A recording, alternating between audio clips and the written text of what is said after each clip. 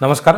महाराष्ट्रातील तमाम लाडक्या भावांसाठी आणि लाडक्या बहिणींसाठी अर्थात प्रशिक्षणार्थी बांधवांसाठी एक अत्यंत चांगली संधी आहे. तुम्ही साधारणतः ₹10,000 महिना या सरकारी योजनेमधनं कमवू शकता. काम खूप कमी असणार आहे आणि या माध्यमातून तुम्ही एकतर लोकांपर्यंत पोहोचू शकाल, तुमचं स्वतःचं व्यक्तिमत्वसुद्धा विकसित करू शकाल. काम खूप कमी असणार आहे. फार जास्त बर्डन या कामामध्ये नसतं. कामाची प्रोसिजर खूप सोपी असते.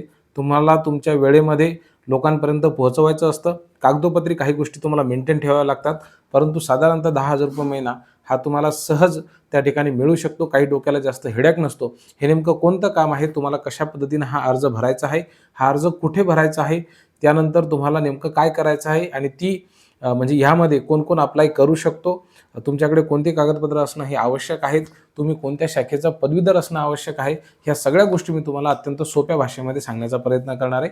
मित्रांनो, जर तुम्हाला असं वाटत असेल की मी सध्या बेरोजगार आहे किंवा तुमच्याकडे सध्या काम आहे, परंतु त्या कामाव्यतिरिक्त दुसरं एखादं काम मी करू शकतो आणि त्यासाठी फारसे जास्त स्किल्स तुमच्याकडे नसले तरीसुद्धा काही अडचण नाही, तरीसुद्धा तुम्ही या ठिकाणी जॉबवरती लागू शकता. अतिशय चांगलं काम आहे. मी त्या संदर्भामध्ये आता तुम्हा सर्वांना माहिती देतो. आपण सर्वांनी बघायला सुरुवात केलेली आहे तुमचं आवडतं चॅनल.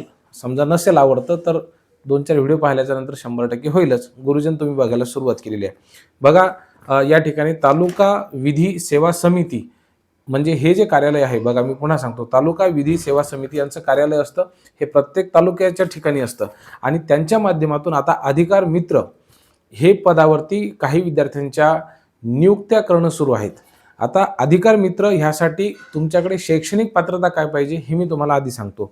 कोणत्याही शाखेचा पदवीधर, मग तो आर्ट्स असू द्या, कॉमर्स असू द्या, सायन्स असू द्या किंवा MSW झालेला असू द्या, BSW झालेला असू द्या, कोणत्याही शाखेचा पदवीधर असू द्या, म्हणजे त्या ठिकाणी तुम्हाला इंजिनिअरिंग झालेला विद्यार्थी असेल तरी सुद्धा चालते, त्याच्यामध्ये काही एक अडचण नाही आहे.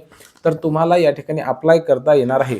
बघा विद्यार्थी मित्रांनो, या पदासाठी कोणकोणत्या व्यक्ती पात्र आहेत त्यांची यादी दिलेली आहे. मी तुम्हाला वाचून दाखवतो. एक तर म्हणजे तुम्ही पदवीधर असलं पाहिजे, ठीक आहे. त्यानंतर असं लिहिण्यात आलेलं आहे त्या ठिकाणी, शिक्षक, सेवानिवृत्त शिक्षक असतील तरी सुद्धा चालतील, सेवानिवृत्त सरकारी कर्मचारी आणि ज्येष्ठ नागरिक त्यांची सुद्धा निवड त्या ठिकाणी होऊ शकते.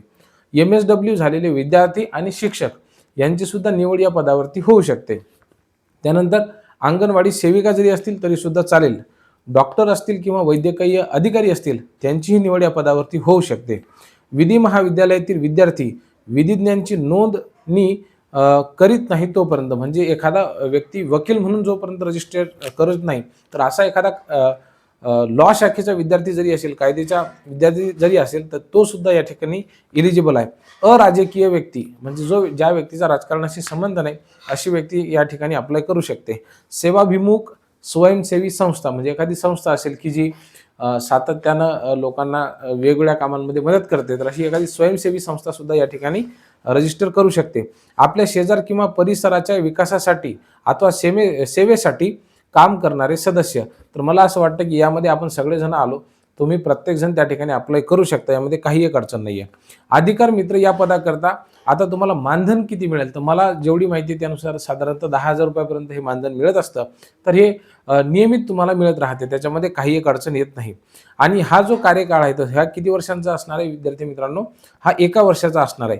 अधिकार मित्र निवडीचे जे पूर्ण अधिकार आहेत ते निवड समितीला राहणार आहेत. अधिकार मित्र पदाकरता अर्ज आणि हमीपत्र हा कशा पद्धतीने भरायचा याबद्दल मी तुम्हाला आता माहिती देतो. हा बघा, हा अर्ज आहे. हा अर्ज तुम्हाला भरून द्यावायचा आहे. जर तुम्हाला याची PDF लागत असेल तर मी या व्हिडिओच्या डिस्क्रिप्शनमध्ये याची लिंक सुद्धा टाकलेली आहे आणि कमेंट सेक्शनमध्ये याची लिंक टाकलेली आहे. तर त्या लिंकवर तुम्ही क्लिक करा आणि हा फॉर्म डाउनलोड करून घ्या. जवळपास प्रत्येकच तालुक्यामध्ये हा निघणार आहे. तर निघालेलाच आहे. 15 तारखेपर्यंत तुम्हाला शेवटची तारीख आहे. अधिकार मित्र पदाकरता अर्ज बघा या ठिकाणी लिहिलेला आहे.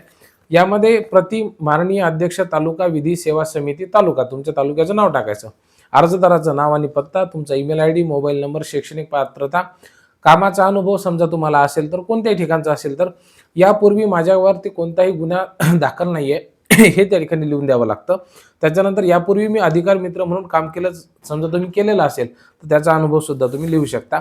आणि त्यानंतर यासोबत तुम्हाला पासपोर्टची झेरॉक्स, 2 पासपोर्टचे फोटो आणि माफ करा, आधार कार्डची झेरॉक्स, 2 पासपोर्ट फोटो, पॅन कार्डची झेरॉक्स आणि बँकेची पासबुकची झेरॉक्स, कारण की तुमच्या खात्यावरती पैसे येतात, ते सगळे कागदपत्र तुम्हाला द्यावे लागतात. त्यानंतर हमीपत्र लिहून द्यावं लागतं.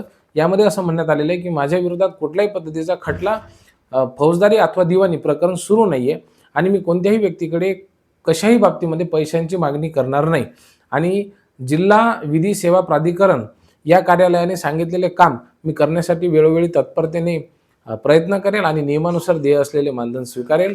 अशा मी पद्धतीचं हमीपत्र लिहून देत आहे. अशा पद्धतीचं सोपं हमीपत्र तुम्हाला लिहून द्यायचं आहे.